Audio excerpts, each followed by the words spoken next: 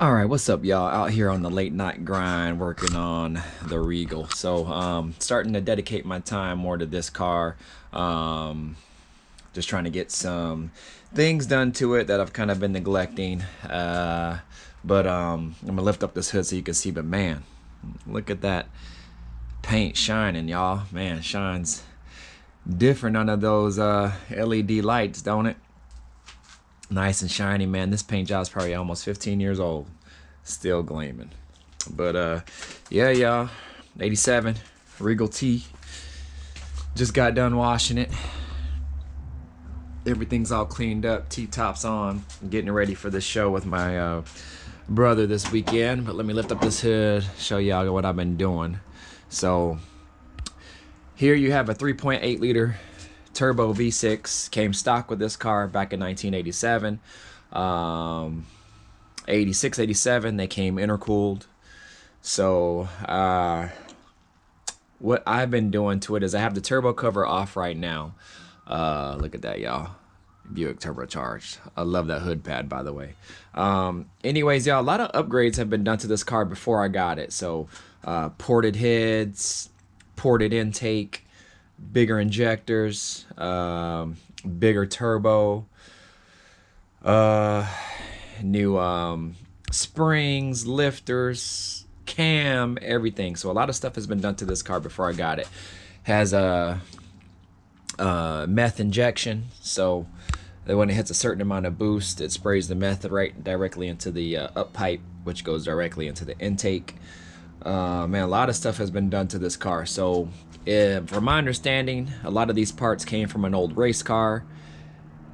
From what I've heard, and I talked to the builder of this exact motor, he said that it's set up for 10s in the quarter mile. Now, I've never ran it that fast. I don't know if it can actually go that fast, but that is the word. So I don't know if that's true or not, but hey, I'll take it.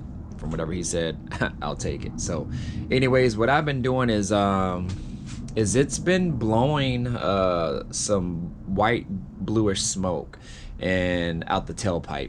And from my understanding, especially on these cars, they're notorious for kind of doing that.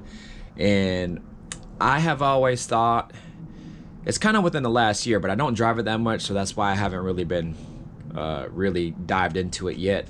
But I've always thought it's the valve seals, or the valve seals underneath the valve covers. You got to take them off and take off the springs and all that to kind of get to them. So that's kind of why I haven't been messing with them. But I don't really drive the car that much, so I figure, oh, you know, I'll get to it when I can. But that's what I've kind of always thought. So I've been doing some research on it, and some people say, you know, the turbo seal can go bad. If it's leaking oil into the downpipe, then that can cause smoke to come out. Another thing was if the turbo drain is clogged, then that can cause that as well. And a couple other things. So what I've done is I've just eliminated a lot of this. I took off the downpipe, was a bitch to get back on. It took me about an hour and a half to get it back on. I don't know, it just wouldn't line up. But there was no oil in there, so that's good. One other thing that I checked, what did I check the other day? Shoot, I forgot. But I eliminated another thing as well. So, oh, and if they said if there's a oil like in the tailpipe as well, that can cause it. But no oil coming out the exhaust at all, y'all. So I'm leaning towards it being the valve seal. So what I'm gonna do is, I think that they rent a compression test kit from like O'Reilly's. I'm gonna follow up with them and see, and if they do, then I'm gonna compression test this. I've never done it before, so this will be my first time, and that'll kind of help me eliminate that or verify that's what it is. And if it is, then I'll just buy new valve seals and replace them maybe sometime over the winter. Hoping that's what it is, and that can be a fairly easy fix, just time consuming.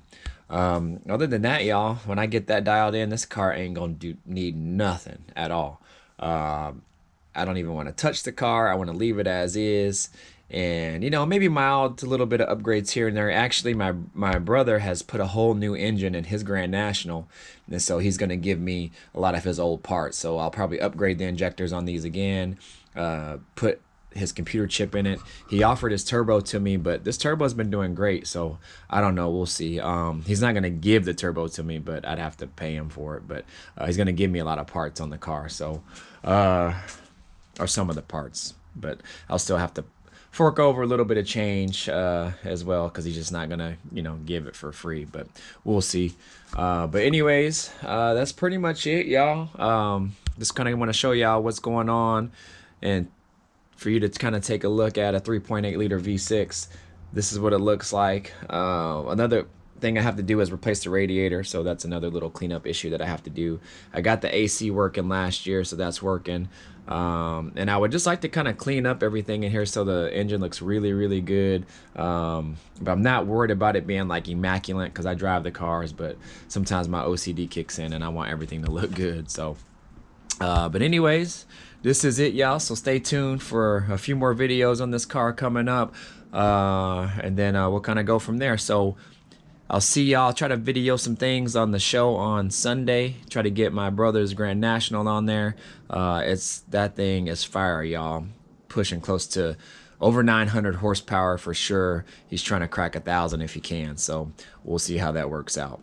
Anyways, deuces, and I'll holla at you later.